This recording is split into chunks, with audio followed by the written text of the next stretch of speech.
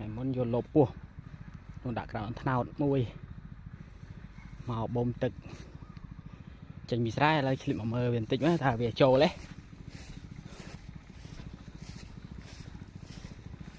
vùng gia đình tịnh sai dần mà đậm mình khi mà mơ thì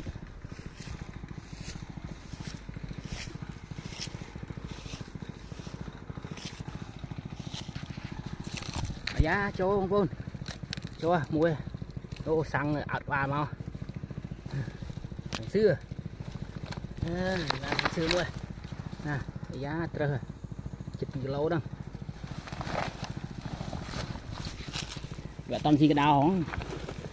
cho nó toàn gì cái đào này để chọn vào